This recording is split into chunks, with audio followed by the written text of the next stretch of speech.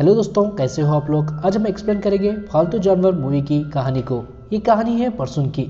ये होता तो एक एनिमेशन डिजाइनर, मगर उसे करनी पड़ती है एक वेटनरी हॉस्पिटल में येले की नौकरी।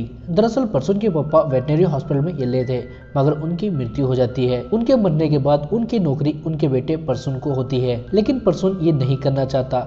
वो एक कंपनी खोलकर अपना करियर एनिमेशन में बनाना चाहता है और वो एक बार अपनी कंपनी खोलता है, लेकिन उसकी कंपनी डूब जाती है, जिससे परसुन के ऊपर बहुत सारा खर्चा आ जाता है, जिसकी वजह से उसकी फैमिली भी उस पर प्रेशर डालती है ये नौकरी करने के लिए, और उसको ना चाहते हुए भी ये नौकरी ज्वाइन करनी पड़ती है। और अब उसके जीजाजी उसे छोड़ने आते हैं और वो दोनों हॉस्पिटल जाते हैं। वहाँ पर डॉक्टर सुनील परसुन को फर्स्ट डे रेस्ट करने को कहते हैं और कल से ज्वाइन करने को कहते हैं, और उन दोनों को अब हॉस्पिटल को वार्ड बाय मैथ्यूज क्वार्टर ले जाता है, जहाँ पर एक कमरा होता है परसुन को रहने के लिए, और वहाँ पर उसके जीजाजी उसे छोड़कर वापस चले जाते हैं। और आगे हम देखते हैं परसुन अपने फ्रेंड स्टेफी को बताता है ये जॉब मेरे लायक नहीं है। स्टेफी ये सुनकर उसे बताती है ऐसा है तो इसे अभी छोड़ दो, नहीं तो आगे तुम्हें बहुत परेशानी होगी। ये सुनकर परसुन उसे बताता है ये मेरे हाथ में नहीं है। यहाँ से आगे हम देखते हैं जॉर्ज को। ये एरिया के मेंबर होते हैं और इन्हें पीने की बहुत बुरी आदत होती है और ये एक नंबर के भुलक्कड़ होते हैं। अब इन्हें यहाँ पर प्रेसिडेंट मैम का कॉल आता है। इन्हें वो बताती है आज ग्राम सभा की मीटिंग है, आपको याद तो है ना। लेकिन यहाँ पर जॉर्ज भूल जाता है और उसको ये भी याद नहीं होता कि मीटिंग कहाँ पर है। तो प्रेसिडेंट मैडम उन्हें बताती है ग्राम सभा की मीटिंग हमेशा एक ही जगह पर होती है, एलपी स्कूल में, आपको ये तो याद होना ही चाहिए। और वो बताती है आज मैं वहाँ पर नहीं आ रही हूँ, मेरी जिला पंचायत की मीटिंग है तो मैं वहाँ पर जा रही हूँ, तुम वहाँ पर सब संभाल लेना।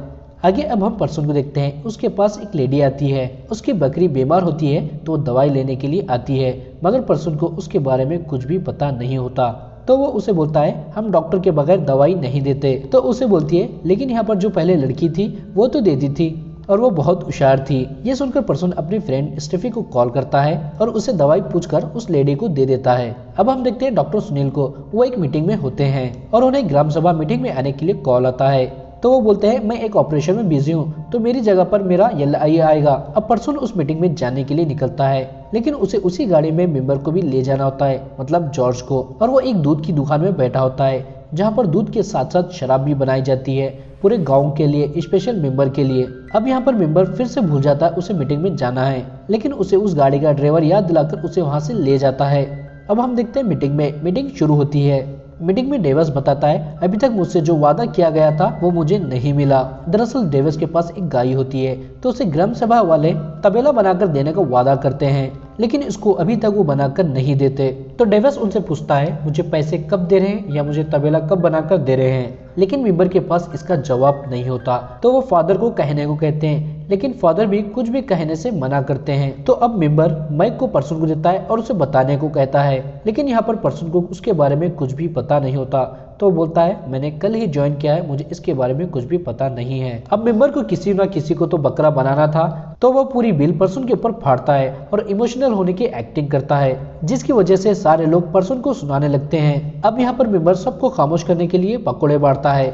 आगे हम देखते हैं डॉक्टर सुनील ग्राम पंचायत के सेक्रेटरी से बात करते हैं और उनसे पूछते हैं आखिर ये डेविस के तबेले का माजरा क्या है। तो उन्हें वो बताता है हमने कोऑपरेटिव बैंक से टाइप किया था, लेकिन अब वो भुगतान करने से मना कर रहे हैं, लेकिन अब हम मामले को निपटाने की पूरी कोशिश कर रहे हैं। डॉक्टर ये सुनकर समझ जाता है ये मामला उनके हॉस्पिटल से कुछ लेना देना नहीं है, सिर्फ मेंबर और फादर ने मिलकर उनके लड़के को फंसाया है। और अब डॉक्टर परसुन को डांटने लगते हैं और उसे बोलते हैं ये सब चीजें उस बुक में थी, तुम क्यों पढ़कर नहीं गए, अगर तुम पढ़कर जाते तो ये नहीं होता।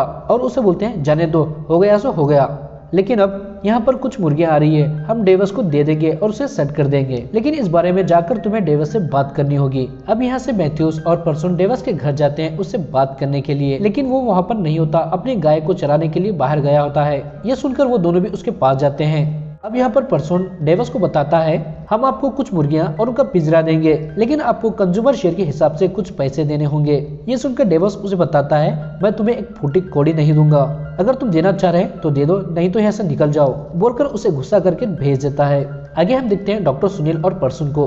परसुन उन्हें डेविस के बारे में बताता है और यहाँ पर परसुन थोड़ा सैड होता है। तो डॉक्टर सुनील उसे पूछते हैं क्या तुम्हें कोई फाइनेंशियल प्रॉब्लम है। तो उन्हें वो बताता है मैंने एक कंपनी चालू की थी और वो डूब भी गई, जिसकी वजह से मेरे ऊपर बहुत ज्यादा खर्चा हो गया है। ये देखकर डॉक्टर सुनील अब उसे मोटिवेट करते हैं और उसे बोलते हैं हमेशा ऐसे बोलो, एवरीथिंग इज ओके, और उसे ये बार बार बोले लगाते हैं, जिससे परसुन की उदासी खत्म हो जाती है। आगे हम देखते हैं डॉक्टर सुनील और परसुन एक वाइनअप कंपनी के फंक्शन में जाते हैं, जहाँ पर डॉक्टर सुनील चीफ गेस्ट होते हैं और उन्हें स्टेज पर बोलने का मौका मिलता है। दरअसल ये कंपनी के बहुत सारे स्कीम डॉक्टर सुनील खरीदे होते हैं और वहाँ पर वो बात करते हैं और सबको मोटिवेट करते हैं, और वहाँ पर वो बताते हैं अगर तुम ये स्कीम लेते हो तो तुम्हारा बुढ़ापा बहुत अच्छा जाएगा, और वो बहुत सारी बातें बताते हैं। फंक्शन खत्म होने के बाद डॉक्टर सुनील और परसुन दोनों कार में वापस जाने लगते हैं और डॉक्टर सुनील परसुन को भी एक स्कीम खरीदने को कहते हैं। ये सुनकर वो उन्हें बोलता है क्या पागल है, उन्हें देखकर ही लगा था वो एक नंबर के फ्रॉड है, अगर इनकी हम स्कीम खरीदेंगे तो हमारे पैसे डूब जाएंगे, और उसे भी अपने पैसे संभाल कर रखने को कहता है। ये सुनकर डॉक्टर को गुस्सा आता है तो उसे बीच रास्ते में ही उतार देते हैं। अगले दिन हम देखते हैं ये सब मिलकर मुर्गियां बांटने लगते हैं। वो 10 लोगों को मुर्गियां देने वाले होते हैं और एक पर्सन को 4 मुर्गियां, लेकिन यहाँ पर मेंबर आता है और उन्हें एक लिस्ट देता है और उन्हें भी देने को कहता है। इस वजह से अब सबके हिस्से में सिर्फ एक एक मुर्गी आती है और डेविस को मुर्गी नहीं बल्कि मुर्गा आता है। इस बात से वो उन्हें जाकर सुनाने लगता है। ये देखकर डॉक्टर इसका इल्जाम परसुन के ऊपर लगाते हैं, लेकिन यहाँ पर परसुन चुप नहीं बैठता और वो डॉक्टर को उल्टा जवाब देता है और वो बोलता है इसका जिम्मेदार मैं नहीं हूँ, इसका जिम्मेदार आप है, आपने ही कंपनी को ऑर्डर दिया था। ये सुनकर डॉक्टर को बहुत गुस्सा आता है और उसे वो धमकी देते हैं अब मैं भी देखता हूँ तुम एक पल भी चैन से कैसे बैठते हो। और यहाँ पर परसुन ये सारी बातें अपने फ्रेंड स्टेफी को बताता है। उसकी बातें सुनकर स्टेफी उसे समझाती है सीनियर हमेशा जूनियर के ऊपर वब झाड़ते ही हैं, लेकिन अब परसुन को बहुत गुस्सा आता है और वो बर्दाश्त करने के मूड में नहीं होता और स्टेफी को अपने पापा की कसम खाकर बताता है अगर मुझे कोई परेशान करेगा तो मैं उसे छोड़ूंगा नहीं। अब यहाँ से अगले दिन परसुन अपने घर जाता है और अपनी दीदी को वापस जाने से मना करता है और अपनी और एक नई कंपनी खोलने के लिए मौका मांगता है, लेकिन उसकी दीदी नहीं मानती और उसे वापस जाने को कहती है। लेकिन यहाँ पर परसुन जाना नहीं चाहता तो वो उसे समझाती है तुम्हें ये काम करना ही होगा, तुम्हारे ऊपर बहुत ज्यादा कर्जा है, तुम कैसे चुकाओगे, और उसको दूसरी भी बहुत सारी बातें बोलकर समझाती है और वो उसकी बात मान जाता है और वापस आ जाता है।